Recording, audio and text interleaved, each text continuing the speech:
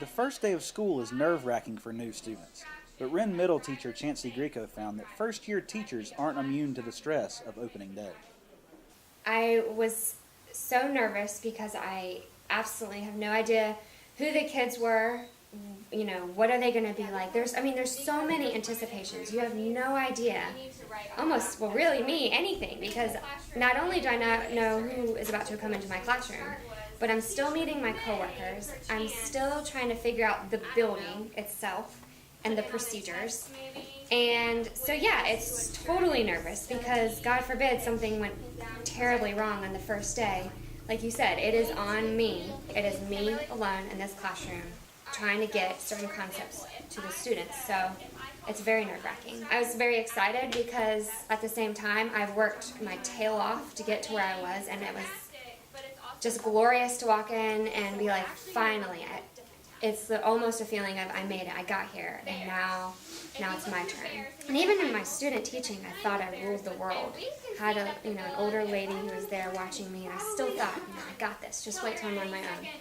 And now I'm here, and I am still teaching what I love, but just the thought of knowing that if I don't do this correctly, then I'm going to lose my job because they can't reciprocate what I'm trying to teach.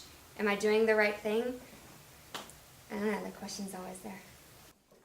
In addition to the stress of being ultimately responsible for student achievement, Chancey is observed regularly by the principal and also by her mentor, Bobby Rollins, adding an additional layer of stress to an already tense first year. I would say for every 18 weeks I get observed twice by my principal and twice by my mentor. The pressure's there, but I think it kind of keeps the teacher going. It kind of motivates them more to say, you know what, every day is an audition. I'm auditioning to keep my job. That can really play on your nerves a whole lot. The mentoring program kind of takes a little bit of that pressure off. What we do, instead of being evaluators, our role is more in the realms of supporters, support staff. We're going to support the teachers. So yeah, it's a lot of pressure to have one of your peers come in and observe you, but what we observe for is more along the lines of how can we help you improve. We call them formative assessments, where you have these little snapshots of the teacher and how they teach, and then you just have open dialogues, really, really informal.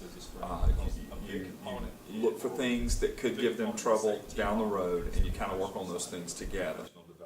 While the mentoring relationship is more casual, administrative observations are much more intense and can determine a first-year teacher's future at the school. It is more intense. So instead of having just these little formative pieces, you're going to have this big summative piece that says, well, you're going to teach the following year or you're not. I think you do put it in the back of your mind, but it does weigh on your nerves a whole lot. It is so hard to concentrate on the kids in the lesson because in my head I'm thinking, oh my God, what is she writing? Are my standards up on the board? Did I have my essential question? Are the kids paying attention? Well, of course, because they're terrified of her, but is everything going as smoothly as it should? There's so many thoughts running through my mind when I'm getting observed. Every day, I make sure my lessons are ready to go. I pretend almost every night that the next day I'm going to get observed. So if I do get observed that day, I already know in the back of my head, well, I'm prepared. So I have that going for me. So I really just have to go with the flow. I mean, it is stressful, but essentially I'm there for the kids, and I have to keep telling myself I'm not here to try to please an administrator. I'm here because I'm trying to help these kids. And that's what I ultimately have to keep telling myself to get through the lesson, instead of focusing on the typing in the back. As the day draws to a close, Chancey takes the long walk to the office to check her mailbox, hoping her contract for the following year is inside. You start wondering, is your contract going to be in there? And you know at that point that you've really done something special and you can begin your career.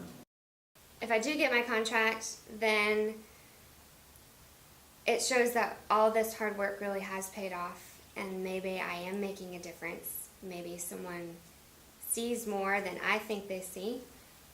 It will just be very rewarding to get the contract. I would call Chancey Grieco a natural when it comes to teaching. I don't think that piece of paper I don't think the ups and downs that come along with being a teacher, I don't think the pressures that come along with being a teacher, I don't think any of that will impact her in any way. I think she's still going to be that dynamic educator. It was a mixture of both excitement and nervousness. It really changes nothing. I'm going to teach the same. Like I said, I worked my tail off all year, so it's not like I'm going to relax any. I'm not going to beef anything up because I've done my best. So while I'm very happy to receive my contract, I'm still chancing, I'm still doing my same thing in the classroom, doing what I know I have to do and trying to get through to the kids what I got to get through.